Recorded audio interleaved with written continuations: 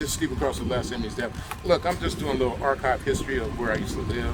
This is one of the places that we came to after we lost our 5-bedroom home. We're actually staying off of 2033. We're staying off of 3506 Roosevelt Street. We lost it because I got wrongfully terminated because my job has been messing with me so much, which to this day I'm ready to get. And this is the place that we ended up at. This is the place that they rented to us. It's upstairs, downstairs, 3-story. The lady didn't want to rent it to us because she said we had 5 kids. And I was like, what she did after I had everything packed, well, no, we rented it. She rented it to my wife.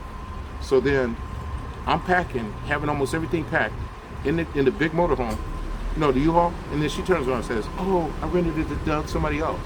I'm like, what? She rented it to 2 people. So what happened is that I was going through something because I knew I was getting wrongfully terminated. I was actually angry. I actually came to the place of almost wanting to kill my attorney because she never listened. I'm serious, I was really angry. Because I got fronted, I had to get my kids walked out of the house with my wife and my 5 kids. We got walked out to the corner by the sheriff. And he let us go back in because he said, it looks like you guys are trying to move. I said, yeah, the lady rented the place to 2 people.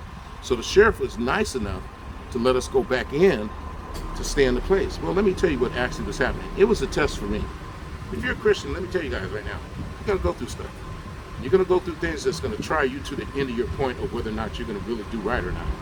So what it was, even though I was going through and my job was doing me wrong, somebody doing you wrong doesn't make it right for you to do them wrong when you're a Christian. It's just like Jesus when he was getting crucified, okay? He didn't turn around and get people and get them back when he spit on them and stuff like that. He just took it. Hey, tell you, it's a lesson to learn. It's just not easy just dealing with things that people are treating you wrong. I'm the first to say it. Am I all that? No way. But that did do it, broke me down. I got broke down. 5 kids, my wife wasn't working. Disrespect started happening in my home. Even my wife started disrespecting me. Her sisters came over. They were selling stuff out of my home, in my house, and had no permission of mine. I come home, I'm watching them sell. A lot of stuff went wrong. And I had to learn how to deal with it. I don't think I did too good. I'm just telling you the truth. I kicked them out of the house. Anyway, so we ended up here. You know what ended up happening? Let me finish the story. So, I went back in the house. I said, wow, she rented to 2 people? What are we going to do now? So what I did, I had the TV in there. And I had these Christian cartoon things that I would Harry showed to my kids. So I put this one on about Peter and forgiveness. And I started crying.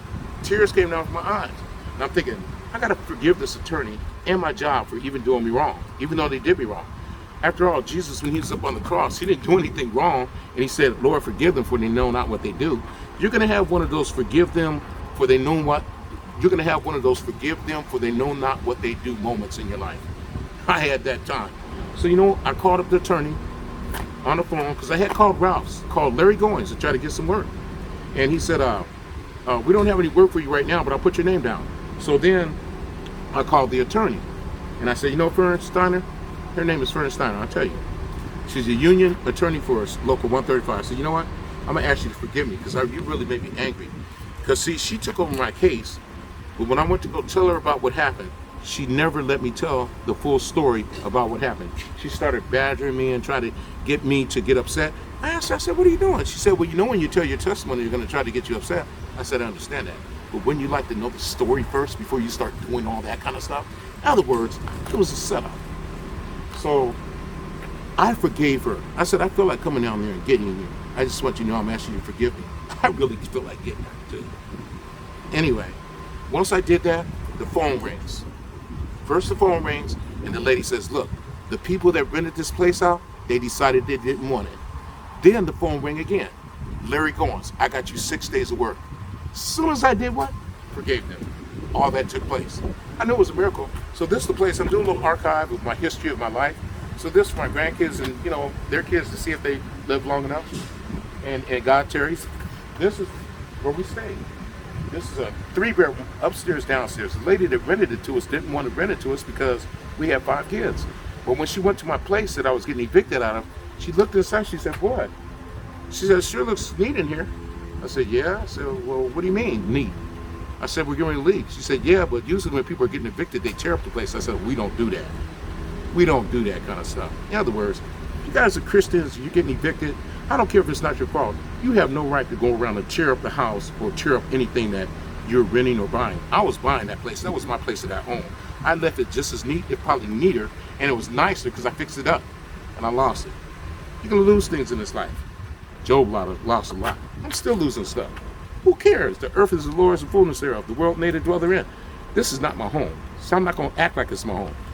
I'm just borrowing stuff down here. Anyway, my dad owns everything down here. If he wants to give me something, he'll get it.